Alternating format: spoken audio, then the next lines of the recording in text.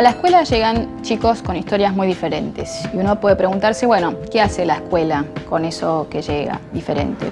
En la mayoría de los casos probablemente trata de integrarlos, de incluirlos, de darles una educación común que los habilite a un futuro mejor, y en otros casos no.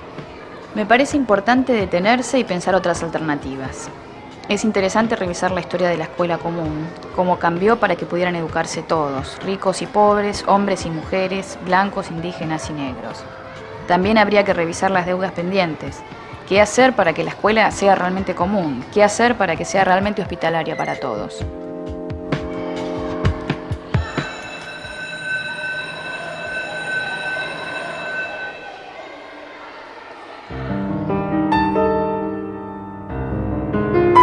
Maestros hay desde la Fundación de Buenos Aires. Ahí vino un maestro con Juan de Garay. Allí hubo una primera especie de escuelita. Y escuelas, en realidad uno podría decir que empieza a haber en el siglo XVIII escuelas más consistentes. Bueno, antes en realidad había escuelas en los conventos, escuelas parroquiales, escuelas. En el siglo XVIII ya empieza a haber algo más consistente, que son las escuelas parroquiales, y luego ya acercándose hacia el final del XVIII y sobre todo, digamos, en la época de los Borbones, empieza a haber escuelas del rey. Las escuelas del rey se convierten después de la Revolución de Mayo en escuelas de la patria, y esas escuelas de la patria, en realidad multiplicadas, son las que en los caudillos van a estructurar como protosistemas educativos, ¿no? Realmente el sistema se arma en la segunda mitad del siglo XIX. Casi uno podría decir que la presidencia de Sarmiento lo que hace no es fundar la escuela argentina, sino terminar de articular el sistema.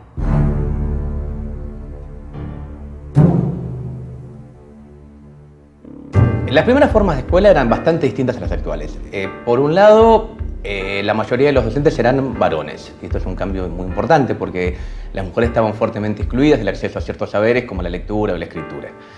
Los alumnos también eran en su mayoría varones. Muy pocas mujeres podían concurrir y además de varones había que cumplir con una serie de requisitos. Había que ser blanco, había que ser católico, había que ser en lo posible hijo de españoles. La mayoría de la población no tenía acceso a esta cuestión y muchas veces hasta eran sancionados.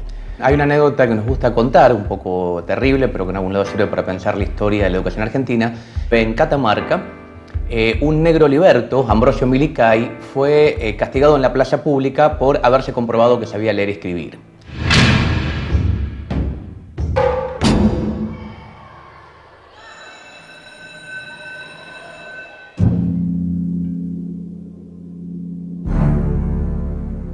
La escuela común surge en contraposición a escuelas diferenciadas, ¿no?, en el siglo XIX. Sobre todo en la época de la colonia, pero después de la colonia también subsiste la idea de que los indios y las castas, se los llamaba los negros y los mulatos y mestizos, tenían que tener escuelas diferentes, ¿no? Por ejemplo, incluso la Sociedad de Beneficencia, que organiza Rivadavia para la educación de las niñas, ¿no? Los niños iban a unas escuelas y las niñas iban a otras. La Sociedad de Beneficencia pensaba que tenía que tener una escuela para castas, ¿no?, específicamente que fuera distinta de las escuelas para niñas blancas, ¿no? Y así sucesivamente. También había escuelas para indios, ¿no?, y para otros grupos étnicos y sociales. Cuando aparece la escuela común y cuando las leyes de educación obligatoria, gratuita y laica en la década del 80, se supone que esto no tiene que seguir sucediendo. Sin embargo, hay muchos relatos de indígenas y de mestizos que decían que no estaba bien visto en el pueblo que ellos fueran a la misma escuela que iban los blancos de la zona, ¿no?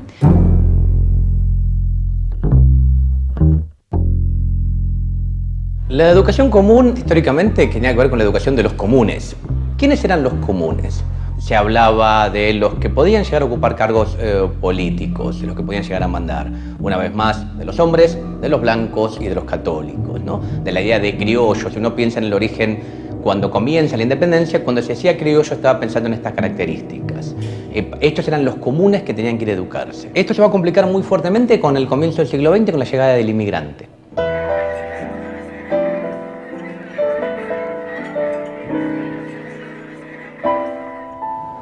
Mi nombre es María Pilar Pérez de Lázari. Tengo 90 años. ¿Dónde nació Pilar? Soy de España, de la provincia de Pontevedra.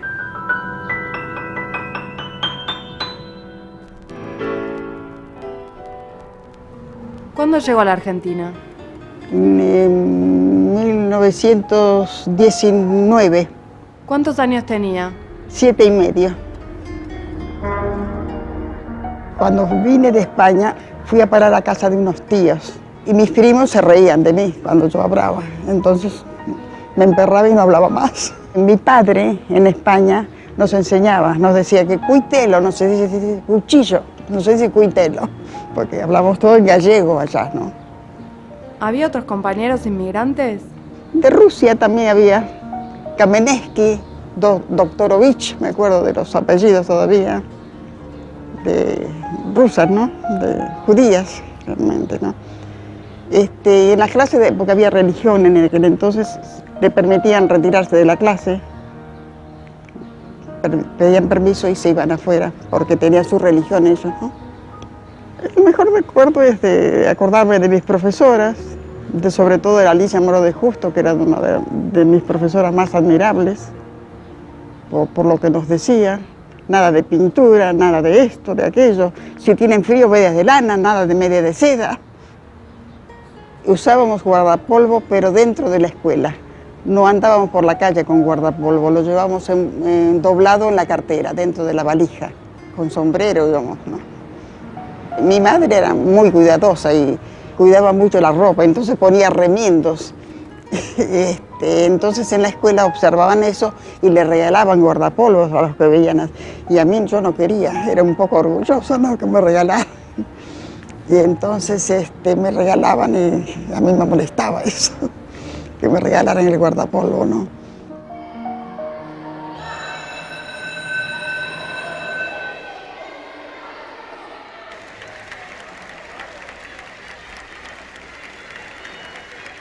La inclusión de la mujer en la escuela argentina es una historia complicada y difícil como en el resto de los países del mundo. Cuando surge el sistema, van a empezar a bregar por una educación, por lo que se llamaba la coeducación. Educar en igualdad de condiciones y en las mismas aulas a hombres y mujeres.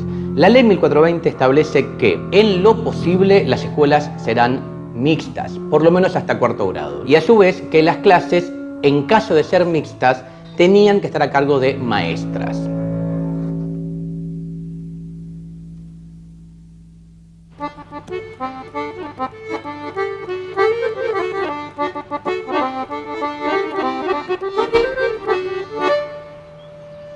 Mi nombre es Fanucha Falkov. Yo nací en Rusia. Vine de 4 a 5 años, entre 4 y 5. Yo hice mi primario, mi hermana dejó, ella tenía vergüenza, porque le daba vergüenza no hablar el castellano, era más consciente de su invalidez, digamos. Seguí, terminé el primario y yo hablaba con la EAE cultural tipo francés, pero era de rusa. Iba a entrar al secundario, entonces una amiga, tenía una hermana mayor que nosotras dos, dice, yo te voy a reeducar para que no entres haciendo papelones, para que te sientas bien. Y me hizo una gimnasia de una semanita, poniendo la lengua donde debe ponerse en el paladar y no hablando con la garganta. Pero en ese momento, cuando ingresé al primer año, éramos 2 mujeres, después se sumaron a 5 y 25 chicos. El rector, que era un cura, muy amigo de los alumnos judíos. Decía que eran los más inteligentes alumnos que él tenía. No era cierto, pero bueno. Él sabía adular. Lo que sí recuerdo, que estábamos sentados en hilera de un banco, entonces cuando nos daban una prueba escrita, pasaba por los bancos. Y las 2 chicas, y luego las 3 o las 4, estábamos siempre en el primer asiento. Entonces le encantaba rozarnos con su pierna las piernas nuestras. Lo dejábamos, porque lo queríamos tanto que ¿qué más da?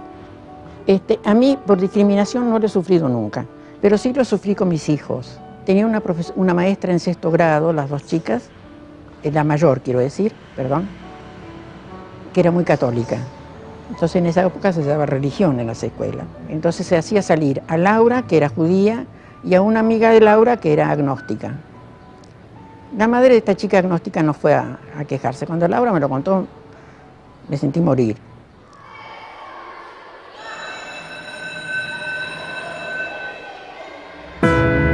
Las escuelas diferenciales, las escuelas especiales, las escuelas para retardados, las escuelas paranormales, las escuelas para problemas con niños con dificultades de aprendizaje, etc., están casi en el origen del sistema y en algún lado son la contracara del modelo de inclusión.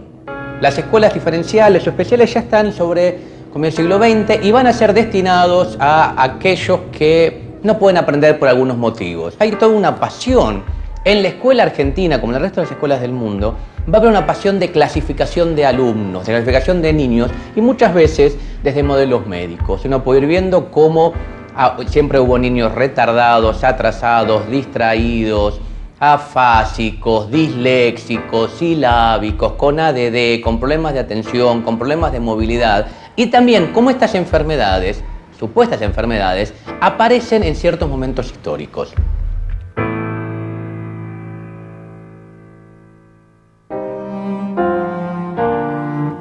Mi nombre es Franco, fui al secundario, fui a la escuela Doctor Victorino de la Plaza, Comercial 84, en Salta, provincia de Salta.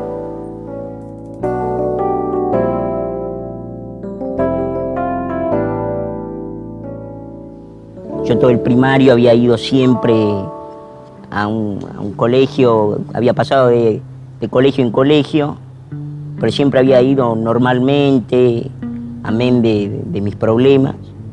Y cuando quise empezar el colegio secundario, me había anotado en un colegio secundario privado y el dueño del colegio me pidió que tenía que ir con una niñera porque él no se podía hacer cargo de nada de lo que me fuera a pasar. Así que esa situación devino en que terminara en una escuela pública. ¿Y cómo te fue en la escuela pública?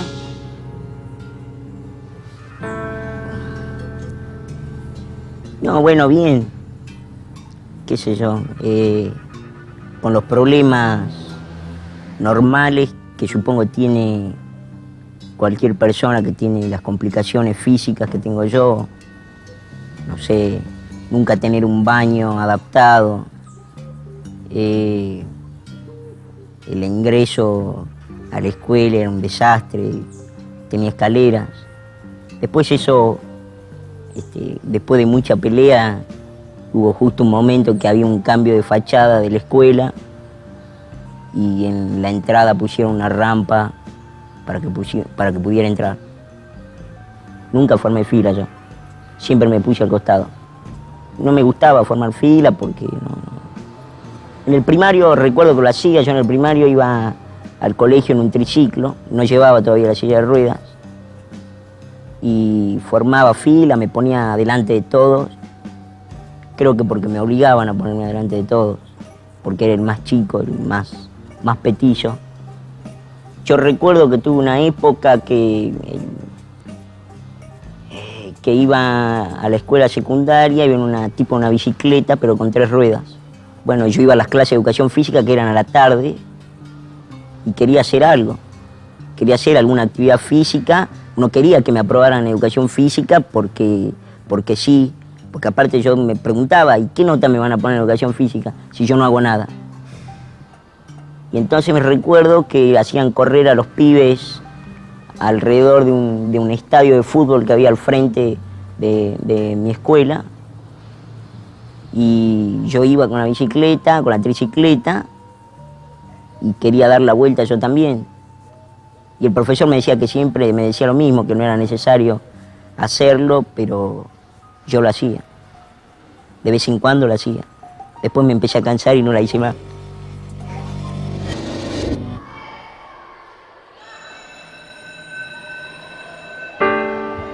El cuerpo siempre es problemático en la escuela, ¿no? La escuela tiene una función muy importante que es educar a los cuerpos, ¿no? Por ejemplo, enseñar a sentarte, enseñar a estar 8 horas callado y sentado y escuchando a alguien. Esto, dicen muchos, bueno, fue la condición para que, por ejemplo, pudieran haber industrias, fábricas, ¿no? Que, bueno, ¿cómo haces que una población campesina o de una urbana indisciplinada de pronto, bueno, pueda bancarse estar 8, 10 horas o 12 horas trabajando sin protestar, sentado frente a una máquina? Bueno, la escuela tuvo un papel importante en disciplinar a los cuerpos para que aceptaran estas otras formas de relacionarse con otros, de estar en el mundo simplemente, ¿no? La escuela hizo esto de muchas maneras, ¿no? Corrigiendo las posturas, planteando, bueno, cuál es la forma correcta de agarrar el lápiz y de escribir, la cuestión de tomar distancia, formar filas, estar todos sentados frente a un pizarrón con la vista adelante y sin mirar al compañero.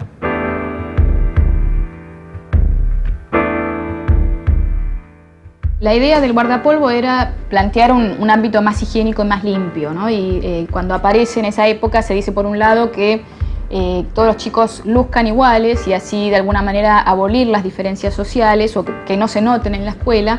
Y por otro lado también está esta idea de protegerlos de los microbios, ¿no? Esta idea de, bueno, de la limpieza moral y sanitaria, ¿no? De la población.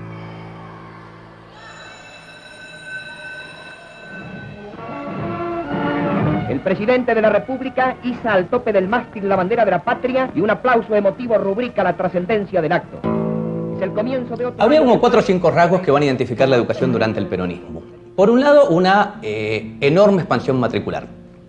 Nunca el sistema educativo escolar se expandió tanto como durante el peronismo, ¿no? En ese momento logra alcanzar la alfabetización masiva infantil, se masifica la escuela media y comienzan los fenómenos de masificación de la escuela, de la universidad, ¿no? O sea, conviviendo con el discurso de alpargatas y libros, no, uno puede ver cómo la escuela argentina se expande enormemente. El peronismo va a intentar cambiar algunas formas curriculares y en algún lado lo que uno puede plantear es que va a haber un intento, al menos un intento, en algún lado muchas prácticas, de incluir dentro de la escuela lo que podemos llamar los saberes plebeyos, la cultura plebeya, o sea, los saberes de los sectores populares, de los sectores bajos, saberes que hasta entonces no gozaban del derecho de ser saberes escolares, de ser saberes que enseñaban en la escuela.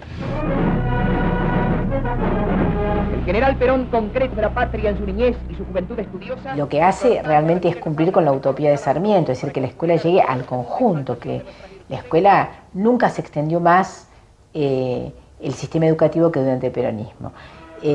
Así que en ese sentido podemos decir que fue realmente democrático. En otro sentido no fue democrático, porque al mismo tiempo lo que hizo fue tratar de introducir dentro de las escuelas la idea de un Estado benefactor, de figuras importantes, de líderes, pero sobre todo hacia los años 50 empieza a haber una introducción de la doctrina peronista adentro de las escuelas. Y especialmente después de la muerte de Evita, lo que hay es una introducción muy, muy fuerte de la doctrina peronista, la obligación de afiliarse de los docentes, etc.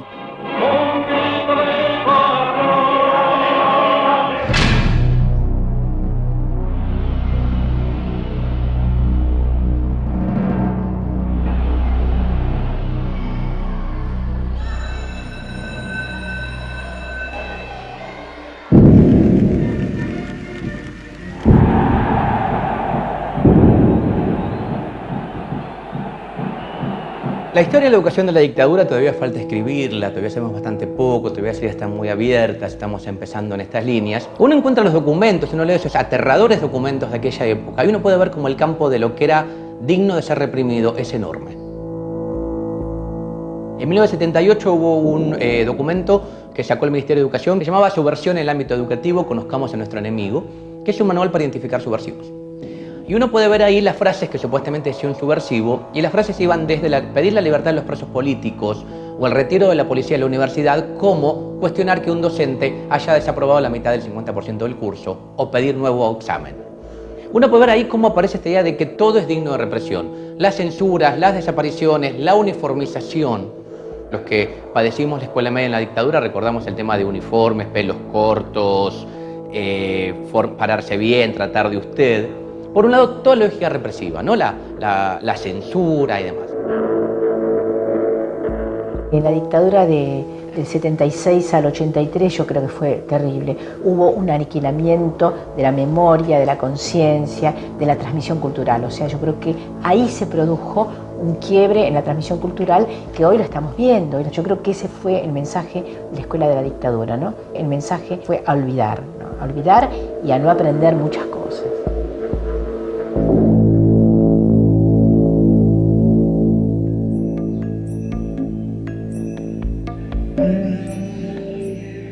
Me llamo Alejandro Giga, tengo 37 años. La primaria la hice entre los años 72 y 78.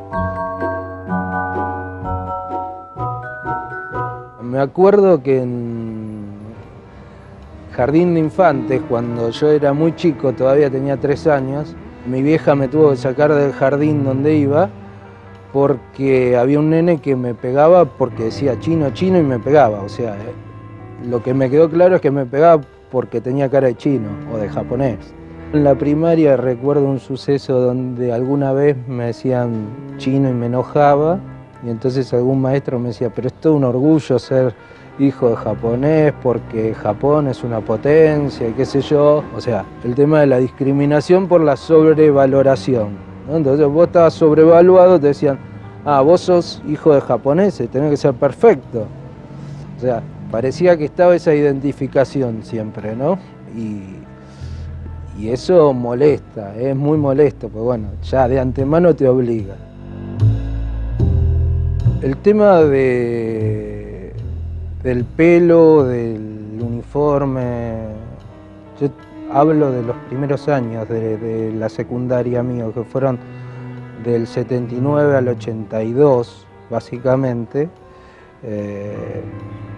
Tenía que ver más que nada con una cuestión, yo supongo, de algún tipo de arbitrariedad, de cierto autoritarismo donde la norma era 2 dedos arriba del cuello de la camisa, el pelo, y el fundamento de la norma estaba siempre oculto, o sea, nunca era manifiesto.